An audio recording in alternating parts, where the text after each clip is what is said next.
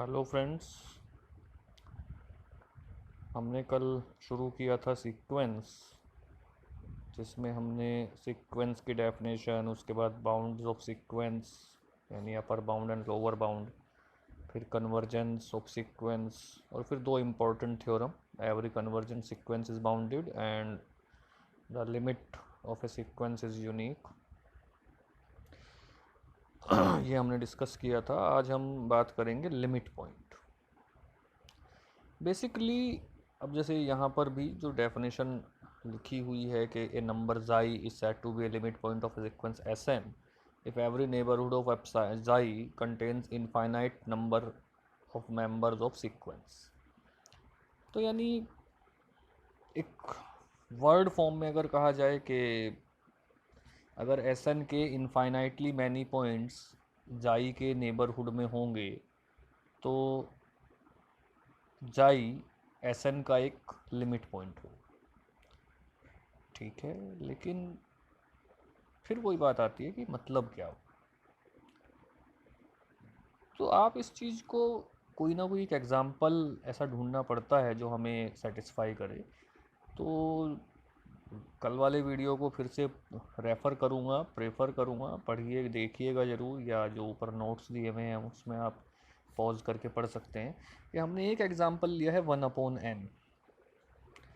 अब 1/2, 1/3, 1/4, 1/5, ये बड़ा बड़ा डिफरेंस आपको दिखाई दे रहा है। लेकिन कल तो मैं 1 करोड़ पे ही था, आज मैं कह लीजिए एक 1/15 करोड़ पे जा रहा हूँ। कि जब आपने एक एलिमेंट लिया है 1/5 करोड़ 1, एंड अगला एलिमेंट लेंगे आप 1/5 करोड़ 1, तो अब जाई आप एक ऐसा नंबर एज्यूम कर सकते हैं जिसमें कि 1/5 करोड़ की रेंज के इनफाइनाइटली मैनी नंबर्स आ रहे हैं। And at the same time reverse के अगर हम उसे फाइनाइटली लेवल पे डिस्कस करेंगे तो फिर आप एक ऐसा जाई हमेशा ढूंढ सकते हैं जो एक फाइनाइट नंबर पे अगर आप काम करेंगे कि वो उससे छोटा आप जाई ले लेंगे तो वो उसके नेबरहुड में कोई पॉइंट नहीं आएगा। तो यानी ये एक है ही कि इनफाइनाइट पे जाके क्या हो रहा है या ओरिजिन पे जाके क्या हो रहा है। तो इसीलिए लिमिट पॉइंट का जो कॉन्सेप्ट है वो जब भी आप स्टडी करेंगे तो वहाँ इनफाइनाइट वर्ड आना ही आना है। जैसे कि जो एक हमने यहाँ पे लिखा हुआ है कि s n is arbitrarily close to xi for an infinite number of values of n or infinitely many terms of the sequence occur very close to xi।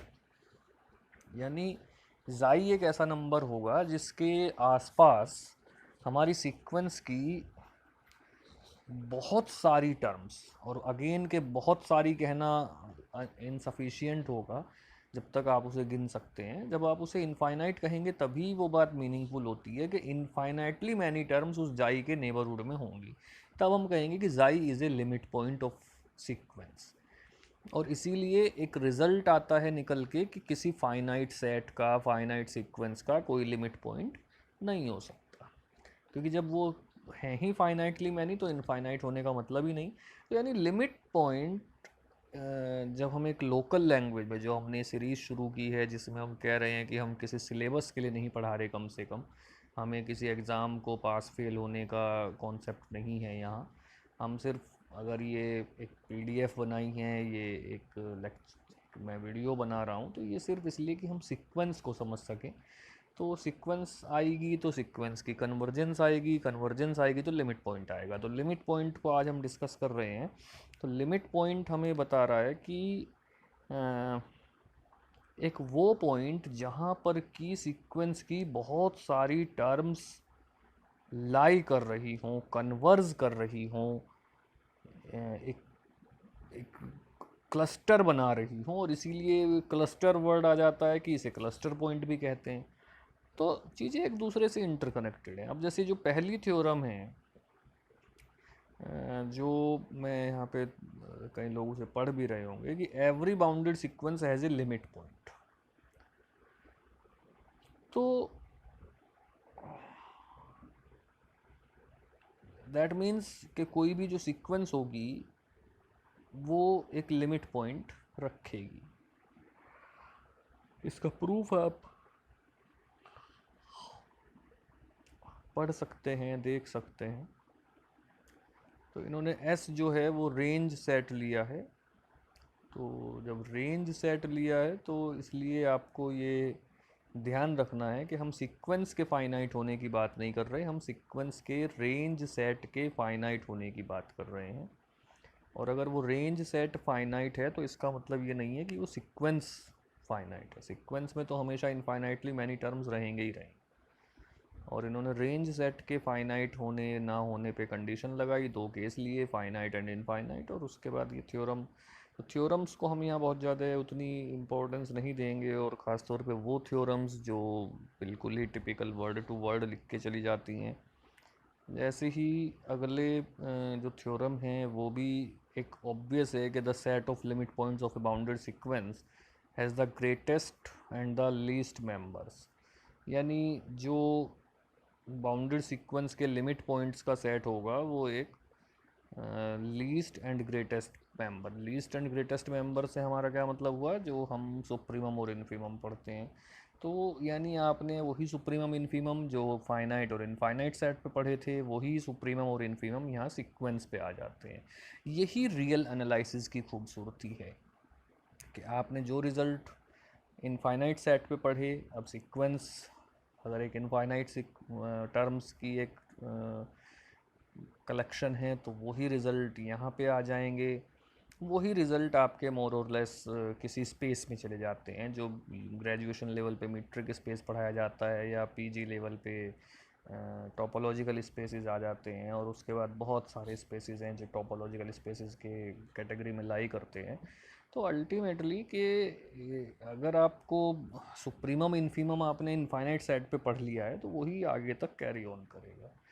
And जैसे अगली थ्योरम है, every bounded sequence with a unique limit point is convergent. तो अब ये भी वही बात है कि ऊपर से नीचे तक हम कई रिजल्ट एक दूसरे के रेफरेंस में प्रूव करते आ रहे हैं। अभी हमने पीछे प्रूव किया कि every bounded sequence has a limit point. ये रहा ये theorem, every bounded sequence has a limit point. और यहाँ पे कह रहे हैं हम कि every bounded sequence with a unique limit point is convergent. तो मैं फिर वही कि रटने और रटाने का तो यहाँ कोई कॉन्सेप्ट चल ही नहीं रहा। तो वो जो यूनिक लिमिट पॉइंट है वही इसका कन्वर्जिंग पॉइंट बन जाएगा, और ये कन्वर्जेंट सीक्वेंस हो जाएगी। तो ये चीज़ें एक दूसरे से जुड़ी रहती हैं। ये कुछ एग्जांपल्स हैं। फिर उसके बाद आज मैं जो एक पॉइंट डिस्कस करना चाह रहा हूँ, कोची सीक्वेंस आ जाती है। तो कोची सीक्वेंस में भी वही कहानी आ जाएगी। देखिए पहले डेफिनेशन पढ़ते हैं फिर इसको डिस्कस करते हैं। A sequence Sn is called a Cauchy sequence or fundamental sequence if for epsilon greater than 0 there exists a positive integer m such that Sn1 minus Sn2 less than epsilon for all n1 n2 greater than equal to m। अब जब हम पढ़ते हैं तो अरे यार ये कुछ नया आ गया। अरे भैया नया कुछ नहीं है। जब आपने सीक्वेंस पढ़ी, सीक्वेंस के बाद कन्वर्जेंट सीक्वेंस पढ़ी, तो कन्वर्जेंट सीक्वेंस में आपने क्या पढ़ा, mod of s n minus l is less than epsilon where sequence is converging to l. अब जब एक पॉइंट पे कन्वर्ज कर रही है तो वो एल जो है वो भी सीक्वेंस की किसी ना किसी टर्म के आसपास ही लाई कर रहा होगा। तो कोची सीक्वेंस में मैं अब ये लिख के तो नहीं दे सकता, कोई लिखेगा नहीं, लेकिन आप इस बात को समझ सकते हैं कि दो टर्म का डिफरेंस या वो डिफरेंस एल से, यानी अगर एक सीक्वेंस जीरो पे कन्वर्ज कर रही है तो उस जीरो के आसपास किसी सीक्वेंस की बहुत सारी टर्म्स आएंगी उस सीक्वेंस की। और जब उस सीक्वेंस की बहुत सारी टर्म्स आएंगी तो उनमें से आप किसी एक टर्म को उस जीरो से रिप्लेस कर सकते हो। ऐसे ही मतलब जब मैं कहना ही चाह रहा हूँ कि अगर एक सीक्वेंस एल पे कन्वर्ज कर रही है, जब आप कहते हो s n minus l less than epsilon, तो जब वो एल पे कन्वर्ज कर रही है तो यहाँ कोची सीक्वेंस में हमने उस एल को रिप्लेस कर दिया है किसी एक दूसरी सीक्वेंस की ही टर्म से। और चूंकि एक कह सकते हैं कि एक छोटे से रेंज में, रेंज वर्ड तो चूंकि यूज़ होता है मैथमेटिक्स में, तो इसलिए मैं रेंज वर्ड यूज़ नहीं करूँगा। मैं कह रहा हूँ एक छोटे से प्लेस पे बहुत सारे लोग खड़े हैं बहुत सारी चीज़ें खड़ रखी हैं, तो उनमें से कोई एक आध चीज़ इधर से उधर रिप्लेस हो रही है, बट विद मैथमेटिकल प्रॉपर्टीज़। तो कॉची सीक्वेंस, और इसके बाद ये है मोनोटोनिक सीक्वेंस। मोनोटोनिक सीक्वेंस ज़रूर एक इंटरेस्टिंग टॉपिक है।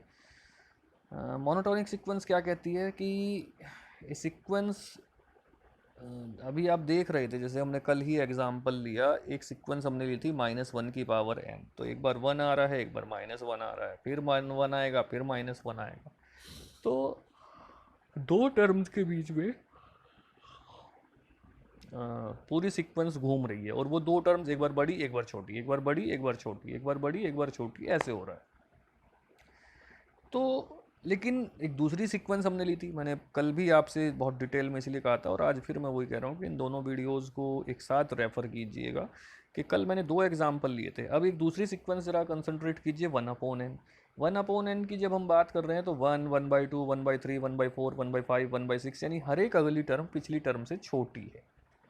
तो मोनोटोनिक सीक्वेंस दो तरह से हम डिफाइन करते हैं। पहले हम कहते हैं monotonic increasing if Sn+1 greater than equal to Sn, और monotonic decreasing if Sn+1 less than equal to Sn, यानी जो हमारी 1/n है वो मोनोटोनिक इंक्रीजिंग है। इसमें भी फिर आगे क्लासिफिकेशन कर दिया गया, स्ट्रिक्ट इंक्रीजिंग और स्ट्रिक्ट डिक्रीजिंग, यानी जो लेस देन इक्वल टू और ग्रेटर देन इक्वल टू का साइन है वो जब स्ट्रिक्ट हो जाता है तो वो स्ट्रिक्ट इंक्रीजिंग और स्ट्रिक्ट डिक्रीजिंग हो जाती है। जैसे कि फॉर एग्ज़ाम्पल अगर हम बात करें तो 1/n जो सीक्वेंस है हमारी, वो स्ट्रिक्टली डिक्रीजिंग सीक्वेंस है।